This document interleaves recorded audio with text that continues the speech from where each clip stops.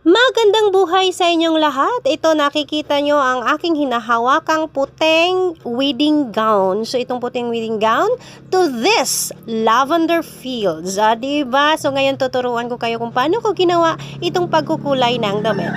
So una, ito mag-iinit tayo ng tubig. So mag-iinit muna tayo ng tubig. Isang kalderong malaking tubig. Paano ba yan? At saka ito, Venus ang ginamit ko. Venus dye. At dahil wala akong kahoy, magbugha sa ta. So, ayan, nandito ako ngayon. Magkukulay tayo ng damit dahil may nag-order sa akin ng lavender fields char. So, ito, papakulo tayo ng tubig, and of course habang nagpapakulo gagamitin natin itong suka at saka asin kapag ito'y kumulo na. So ngayon kumulo na siya, ilalagay ko itong aking asin. Ayan, dinamihan ko yung aking asin dahil marami yung aking tubig at inubos ko na rin itong suka. Tignan nyo guys, maghurim-hurim ako dito, maghahanap tayo ng makukulam. So, ayan na nga, tingnan nyo, as in, kumulo siya kasi naglalaban ang alat, init, at ang suka. Diba, kung Bretodendron quadrilatum lumabas ka. Diba, naghalo dito yung lamig tsaka init. Nararamdaman ko sa aking mga kamay. Ganyan. Ngayon, i-prepare natin itong ating dye na Venus lavender. Ang kulay nito. So, open natin ito lahat upang ilagay natin doon sa ating kaldero. Ngayon, after 5 minutes na pinakuluan ko yung suka at asin, ilalagay na natin itong Venus lavender fields char. Natukan ko. So, ito guys, Venus 15. Okay, 15 sachet yung nilagay ko dyan dahil gown po ang ating gawing lavender dito. So, kailangan marami yung sachet na ilalagay natin para mas matingkad yung kulay or makuha talaga natin yung kulay. So ito, babasain muna natin ito ng tubig. Kailangan basang-basa lahat ng tubig. Okay? So binasa ko dito, hindi ko na pinakita yung pagbasa. After pagbasa, nilagay ko siya sa malaking palanggana. Ayan. Tapos, yung tubig na pinakuluan ko na may halo-halo na lahat, dito ko inilagay sa damit na ating kukulayan. Pero mas maganda pa sana ito kung itong damit ay kasya dun sa kaldero kasi doon natin lalagain. Pero pwede na rin ito kasi maliit yung kaldero kumpara sa gown. Syempre, pang bride yan, wedding gown. So, ito na yung resulta.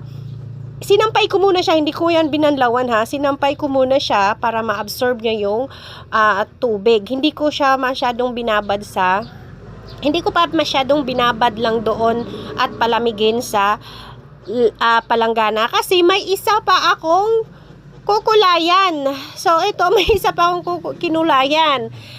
Bali yung tubig na may pangkulay, yung tubig na may pangkulay, ininit ko ulit, nilagyan ko ng asin ulit, nilagyan ko ng suka ulit, at nilagyan ko ng natitirang dye. 5 pirasong dye lang ang natira.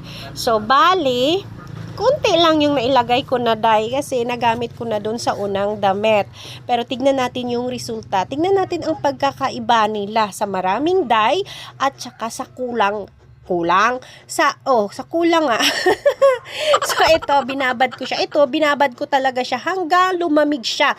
Kasi nga, hindi pa ako satisfied. Baka pwede pa siyang magiging mas makulay pa or titingkad pa ang kanyang kulay.